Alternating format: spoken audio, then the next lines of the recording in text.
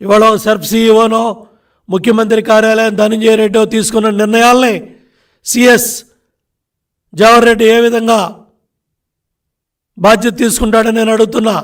ఏ విధంగా ఇటువంటి ఆదేశాలు ఇస్తారని నేను అడుగుతున్నా. ఇవాళ దగ్గర వృద్ధులు దగ్గర 34 లక్షల మందిని మీరు సచివాలయాలకు రమ్మన్నారంటే మీకు మానవత్వం ఉందా నేను అడుగుతా ఉన్నా చీఫ్ సెక్రటరీ జవహర్ రెడ్డిని. ఒకసారి మండుటెండలో సచివాలయాలకు వచ్చి మీరు చూడండి. ఈ ఎండ పరిస్థితి ఏంటో, ఎండ వేడిమి ఏంటో. ఇవాళ మంచినీళ్ళు కూడా దొరకని ప్రాంతాలు ఉన్నాయి. మంచినీళ్ళు కూడా ఇవ్వలేని దౌర్భాగ్య పరిస్థితిలో ఈ ప్రభుత్వం ఉంది. ఇటువంటి క్లిష్ట పరిస్థితుల్లో, ఇటువంటి దౌర్భాగ్యకర పరిస్థితుల్లో 34 లక్షల మంది వృద్ధుల్ని మీరు సచివాలయాలకు రమ్మన్నారంటే చీఫ్ సెక్రటరీ మీకు మానవత్వం ఉందా అని నేను అడుగుతా ఉన్నా. మురళీధర్ రెడ్డి నీకు మానవత్వం ఉందా సెర్ఫ్ సీఓ అని నేను అడుగుతా ఉన్నా.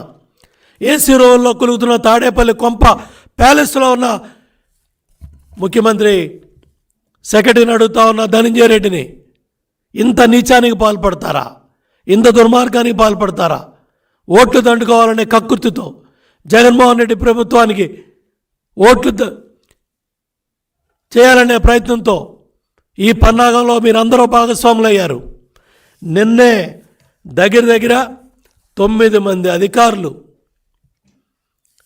మీ దుర్మార్గాలకి, మీ కుట్రలో భాగస్వాములైనందుకు ఇవాళ 9 మంది అధికారులు బలైనప్పటికి కూడా ఇంకా మీకు చీమ కుట్టినట్లేదా? ఇంకా మీరు కుట్రలో భాగస్వాములు అవుతారా? నిన్నే కదా ఐఏఎస్లు ఐపీఎస్లు ఎవరైతే వంతపాడారో, ఎవరైతే ఊడిగం చేశారో, ఎవరైతే జీహుజూర్ అన్నారో వాళ్ళందరూ కూడా ఎన్నికల విధుల నుంచి పక్కన పెట్టబడ్డారు. ఇది చూసినప్పటికి కూడా మీలో మార్పు లేకుండా ప్రభుభక్తితో ఇవాళ జగన్మోహన్ రెడ్డిని కాపాడాలనే ప్రయత్నంలో భాగంగా ఏ మాత్రం కూడా దీని మీద గుణపాఠాలు నేర్చుకోకుండా బాధ్యత గల కీలకమైన పదవుల్లో ఉన్న మీరు ఈ దుర్మార్గాలకి పాల్పడుతున్నారంటే సమాధానం చెప్పమని నేను అడుగుతూ ఉన్నా. ఇవాళ దగ్గర నేను అడుగుతూ ఉన్నా చీఫ్ సెక్రటరీని. వ్యవసాయ అనుబంధ రంగాల్లో 14,232 మంది ఉద్యోగస్తులు ఉన్నారు. ఇవాళ వాళ్ళు వెళ్ళి ఇంటికి వెళ్ళి పెన్షన్ ఇస్తే మీకు ఏ ఇబ్బంది వచ్చిందండి? కేటగిరీల వైజ్గా మీరు ఇవాళ 54 లక్షల మంది, 56 లక్షల మందిని మీరు ఇవాళ రోడ్డెక్కిచ్చి సచివాలయాల చుట్టూ ఎండల్లో ఇవాళకు కూడా సచివాలయాలకు డబ్బు రాలేదు. ఇవాళకు కూడా పెన్షన్ ఇచ్చే వాళ్ళ దగ్గరికి డబ్బులు రాలేదు. దీనికి కారణం మార్చి 16, 31 మధ్యలో 13,000 కోట్ల రూపాయలు జగన్మోహన్ రెడ్డి ప్రభుత్వ కనుసన్నల్లో పనిచేసే ఏజెన్సీలు, కాంట్రాక్టర్లు, అస్మదీయులు, వాళ్ళ పార్టీ ఎమ్మెల్యేలు, ఎంపీలు, మంత్రులు తాలూకా పనులు చేసిన వాటికి 13,000 కోట్ల రూపాయలు డబ్బులు ఇచ్చి ఇవాళ దాకా ఖజానాలో సంబంధిత సచివాలయాల్లో ఉద్యోగస్తుల దగ్గరికి, విలేజ్ సెక్రటరీల దగ్గరికి డబ్బు రాలేదంటే ఎంత నిర్లక్ష్యం, ఎంత బాధ్యతారాహిత్యం. 28వ తారీఖునే సాక్షి ఛానల్లో, సాక్షి పత్రికలో ఏప్రిల్ 3వ తారీఖున పెన్షన్లు ఇస్తామని ప్రకటనలు వచ్చాయి. మీ పత్రిక జగన్మోహన్ రెడ్డి కుటుంబ పత్రిక సాక్షి పత్రికా ఛానల్లో చాలా స్పష్టంగా ఏప్రిల్ 3 నుంచి పెన్షన్లు ఇస్తామని ప్రకటనలు ఇచ్చారు, వార్తలు వచ్చాయి. దీనికి సమాధానం చెప్పండి. ఇది కుట్రలో భాగం కాదా? గతంలో తెలుగుదేశం ప్రభుత్వ హయాంలో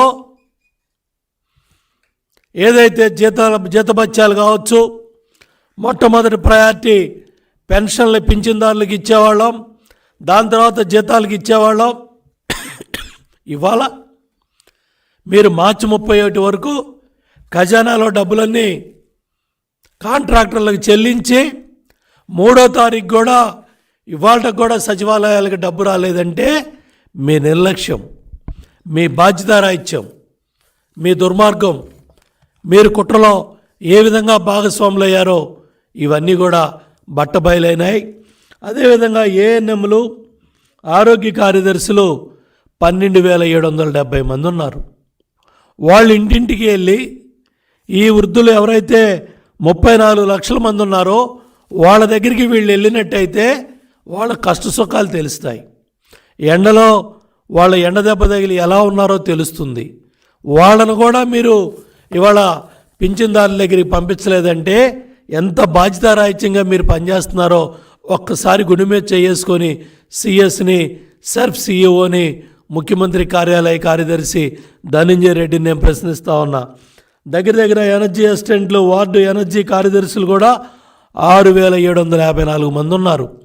వీళ్ళందరూ కూడా దగ్గర 26, 32, 33 వేల మంది సిబ్బంది క్లియర్గా 1,35,000లో 35,000 మంది సిబ్బంది ఇంటింటికి పెన్షన్ ఇవ్వడానికి సిద్ధంగా ఉన్నారు. పంపిస్తామని జిల్లా కలెక్టర్లు చెప్పినప్పటికి కూడా పెడచెవిని పెట్టి లెక్క పెట్టకుండా ఏమాత్రం కూడా కలెక్టర్లు చెప్పిన దాన్ని పరిగణలో తీసుకోకుండా వృద్ధుల్ని వాళ్ళని ప్రమాదంలో ఆరోగ్యాన్ని దెబ్బతీసే విధంగా ఎండవేడిమికి వాళ్ళు అనారోగ్యం పాలయ్యే విధంగా వాళ్ళని సచివాలయాల దగ్గర నిలబెట్టి వాళ్ళని అనారోగ్యం పాలు చేయటానికి కుట్రలో భాగంగా తిట్టించాలనే కార్యక్రమం. ఎన్నికల కమిషన్ని తిట్టించాలా, ప్రధాన ప్రతిపక్షాలను తిట్టించాలా, ఎన్డీఏ కూటమి పక్షాలను తిట్టించాలా, చంద్రబాబు నాయుడు గారిని తిట్టించాలా, పవన్ కళ్యాణ్ గారిని తిట్టించాలా, మమ్మల్ని తిట్టించాలనే ఒక దుర్మార్గమైన కుట్రలో జగన్మోహన్ రెడ్డి ప్రభుత్వం యొక్క కుట్రలో భాగస్వాములై ఇవాళ CS, Surf CEO Dhananjaya Reddy, ఈ పంచాయతీరాజ్ సెక్రటరీ వీళ్ళందరూ కూడా కలిసి వీళ్ళు తీసుకున్న నిర్ణయాల వల్ల దగ్గర వృద్ధులు మరి 34 లక్షల మంది ఇవాళ సచివాలయాలకి వచ్చే పరిస్థితి తీసుకొచ్చారు.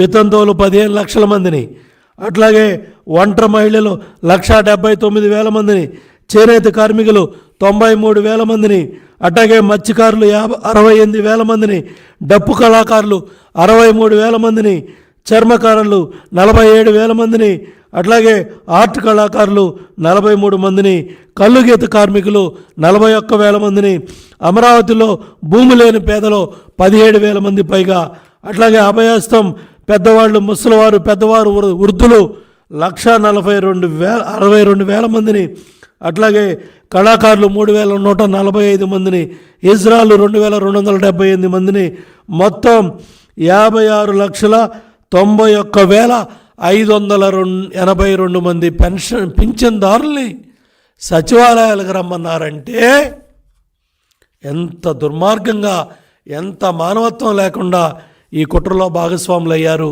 ఇంత అన్యాయంగా ఈ నిర్ణయాలు తీసుకున్నారు. కలెక్టర్లు మొత్తుకున్నారు, చెప్పారు, ఇస్తామని కూడా కొంతమంది కలెక్టర్లు మీడియాలో సమాచారం ఇచ్చారు. వాళ్ళు మాట్లాడింది కూడా మీడియాలో, కొంతమంది కలెక్టర్లు మాట్లాడింది మీడియాలో, పత్రికల్లో కూడా చూసాం.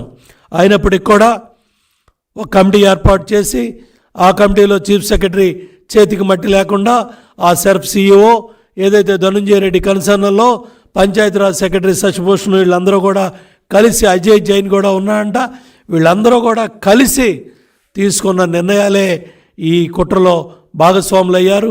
ఇవాళ 9 మంది మీద వేటు పడింది. వీళ్ళందరినీ చూసైనా మీలో మార్పు రాలేదు. ఈ 9 మంది కూడా చూడండి ఇవాళ